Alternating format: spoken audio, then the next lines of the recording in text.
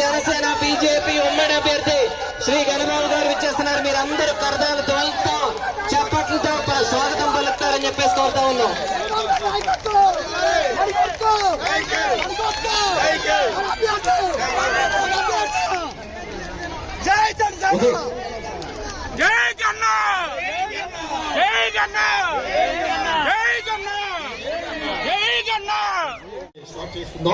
గణబాబు గారు మరో 10 నిమిషాల్లో వస్తారు. అంతగా యువ నాయకుడు గణబాబు తనయుడు భావి తరాలకి ఒక మార్గదర్శకుడు అయినటువంటి మారియా గారు వేదిక మీదకి వచ్చి తన ప్రసంగాన్ని కొనసాగించాల్సిందిగా కోరుతున్నాం. చేయలేదు. పైగా ఎప్పుడూ కూడా మనం చరిత్రలో కని విని ఎరగలేదు. మద్యం దుకాణాలని ప్రభుత్వాలే ఏర్పాటు చేసి వైఎస్ జగన్మోహన్ రెడ్డి గారి కుటుంబం ఈ రోజు మద్యం దుకాణాల్లో మద్యం అమ్ముతుంది. ఇంకా ఇందులో ఈ రోజు ప్రభుత్వం తరపున వాదించడానికి ఉండేటువంటి గవర్నమెంట్ ప్లేడర్లకు కానీ పబ్లిక్ ప్రాసిక్యూటర్లు కానీ ఆల్రెడీ ప్రభుత్వం నియమించబడిన వాళ్ళు ప్రభుత్వం తరపున కేసులు వాదిస్తూ ఉంటారు. కానీ ఒక ప్రైవేటు లాయర్ అంటే సుప్రీంకోర్టులో న్యాయవాదుల్ని ప్రైవేట్గా ప్రభుత్వాలు ఎంగేజ్ చేసుకొని వాళ్ళకి గంటకి కోట్లాది రూపాయలు ఈరోజు రాష్ట్ర ప్రభుత్వ ఖజానా నుంచి ఈరోజు న్యాయస్థానాలు ముట్టికాయ పెడితే వాటిపైన వాదించడానికి ఈరోజు ప్రభుత్వ ధనం వృధా చేస్తున్నారు. ఎంత అప్పు చేసి ఆ డబ్బులు దేనికి ఖర్చు పెట్టాడంటే మొత్తం సంక్షేమాలు ఏవైతే ఉన్నాయో అవన్నిటికీ కలిపి 2.5 కోట్లు లక్షల కోట్లు అవుతుంది. మరి మిగిలిన డబ్బులు ఎక్కడ పోయింది? అందరూ మీరు ఆలోచన చేయాలి. ఆయన పట్టణం వచ్చినప్పుడల్లా వచ్చేవన్నీ కూడా ఎంత సంక్షేమం చేసినా ఎక్కడ అభివృద్ధి లేదు. కూల్చివేత తప్ప కట్టడం చేత కానిటువంటి ముఖ్యమంత్రి. రాజధాని నిర్మాణం లేదు, పోలవరం ప్రాజెక్ట్ లేదు. మరి డబ్బు ఎక్కడ పోయిందంటే వాళ్ళ సొంత ఖజానాలు నింపుకునేటువంటి ప్రయత్నం చేశాడు. అవన్నీ కూడా డైరెక్ట్ గా వాళ్ళు చేస్తున్నారు. 300 మంది సలహాదారులు ఈ ప్రభుత్వాలు, 300 మంది సలహాదారులు. అంటే ఇక్కడ ఉన్నటువంటి ఐఏఎస్ ఎందుకు, కలెక్టర్లు ఎందుకు, ఎంత చదువుకొని సివిల్ సర్వెంట్స్ ఎంతమంది ఉంటే వైకాపా కార్యకర్తల్ని 300 మంది వాళ్ళకి ట్రైన్ ఫ్రీ, ఫ్లైట్ ఫ్రీ, ఇవన్నిటికీ ఎవరిస్తారు? ప్రభుత్వం డబ్బులు కట్టారు. 100 కోట్లు దోచిపెట్టారు.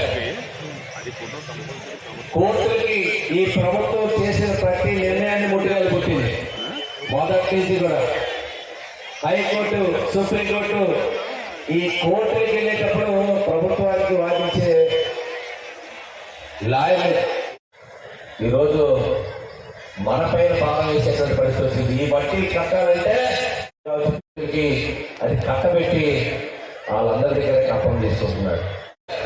మీరు వాడిన మెయిన్ స్విచ్ ఆపేసిన ఈరోజు ట్రూ అప్ ఛార్జెస్ అని, ఎఫ్యూపీసీ ఛార్జెస్ అని కింద ఛార్జీలు ఇస్తున్నారంటే ఆయన చేసిన అప్పుకి మన చేత వడ్డీ కట్టిస్తున్నాడు. ఒకప్పుడు కరెంటు విషయం మీరు చూస్తే పేదవాడిని సౌకర్యాలు పెంచాలి, వాళ్ళకి ఆదాయాలు పెంచాలి, వాళ్ళ ఖర్చు తగ్గాలని చంద్రబాబు నాయుడు గారు ఆలోచన చేశారు. మీకు గుర్తుండు ఎల్ఈడి బల్బు గుర్తుందమ్మా? మర్చిపోయారా? 2 ఎల్ఈడి బల్బు అంటే ఎల్ఈడి బల్బు అంటే కాంతి ఎక్కువ వస్తుంది, కరెంట్ ఆదా అవుతుంది, కరెంట్ బిల్లు తక్కువ వస్తుంది, కాంతి ఎక్కువ వస్తుంది. కానీ మనం ఎందుకు వాడమంటే ఆ బల్బు కాస్ట్ ఎక్కువ, ఆ బల్బులు మనం వేరే కొంటాం. అందుకని ఎల్ఈడి బల్బులు అలవాటు చేయాలి, కరెంట్ ఆదా అవుతుందని చెప్పి ఆలోచన చేసి మీ అందరికీ ఎల్ఈడి బల్బులు ఇచ్చాం.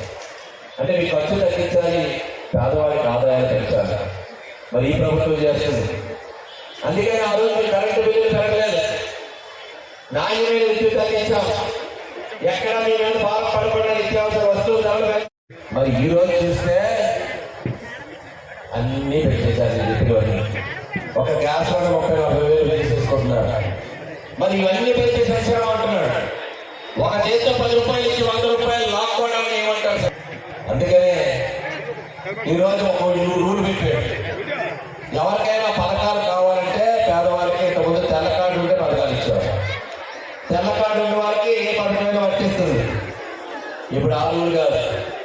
నీకు తెల్ల కార్డు ఉన్నా, నువ్వు పేదవాడు ఉన్నా, నీకు కొన్ని కంటిన్యూ జరగకూడదు.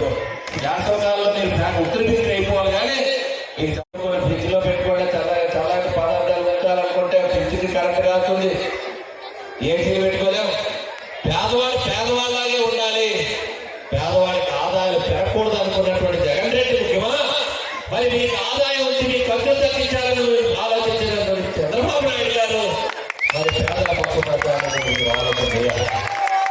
మరి అలాంటి నిర్ణయాలు ఈరోజు మన మీద బాగా వేస్తున్నాడు. అభివృద్ధి లేదు, సంక్షేమం లేదు. మరి అందుకని అసలు జనరల్ నాలెడ్జ్ అసలు ప్రభుత్వం కానీ ప్రజలు కానీ ఏం జరుగుతుందో మగవాళ్ళ కంటే ముందుగా తెలిసేటువంటి పరిస్థితి ఈ రోజు. మళ్ళీ ఆయన నవరత్నాలకు మోసపోయారు. ఆ 3,000 పెన్షన్ 2,000 పెన్షన్ పడిస్తే ఈ 3,000 సాగదీసి ఈ 3 నెలలు మాత్రమే, ఎన్నికల ముందు 3 నెలలు మాత్రమే 3,000 పెన్షన్ మన అవ్వాపాతలకి వితంతులకి వచ్చిందని చెప్పని మీ అందరికీ తెలుసు. మరి అందుకనే రాబోయే కాలంలో ఇప్పటికే పెన్షన్ గురించి ప్రకటన చేశారు. మీ అందరికీ ఎంతో తెలుసా? చంద్రబాబు నాయుడు గారు, పవన్ కళ్యాణ్ గారు అవ్వాపాతలకి వితంతులకి ఎంత పెన్షన్ అన్నారు? చేతులెత్తి చూపించాలి. 4,000 1వ తారీఖే మీ ఇంటి వద్దకే 4,000 పెన్షన్ రాబోతా ఉంది. అది తీసుకుండా ఈ రోజు మరలా ఓట్ల కోసం వస్తున్నారు. అందుకని ఈ ఓటు భవిష్యత్తు నాశనమైందని ఒకవైపు పవన్ కళ్యాణ్ జనసేన అధ్యక్షుడు చంద్రబాబు నాయుడు గారితో కలిసి అడుగులు వేయాలని, నరేంద్ర మోడీ గారు కూడా ఒక పోలవరం ప్రాజెక్ట్ ఆగిపోయింది, రాజధాని నిర్మాణం ఆగిపోయింది, రైల్వే జోన్ ఇస్తే ఆ జోన్కి ల్యాండ్ కూడా ఇవ్వలేని పరిస్థితి. రాష్ట్రంలో ముఖ్యమంత్రి అప్పులు చేస్తున్నాడు. ప్రగతి సాధించిన ఈ దేశంలో అంతర్భాగం ఇది. ఆ నష్టం దేశం పైన పడుతుంది. అనుభవించిన చంద్రబాబు నాయుడు గారు పవన్ కళ్యాణ్ గారితోనే కలిసి నడవాలని బీజేపీ కూడా. మీకు కరెంటు 300 యూనిట్లు కనుక వాడితే మీరు ఎవరైనా ఇంట్లో అప్పుడప్పుడు వేసవకాలం మనకు కొంచెం విద్యుత్ వినియోగం ఎక్కువ ఉంటుంది, అలా వినియోగిస్తే మీకు పెన్షన్ తీసేస్తారు, ఇల్లు శాంక్షన్ ఇల్లు తీసేస్తున్నారు. కంటిన్యూ జరుగుతుంది.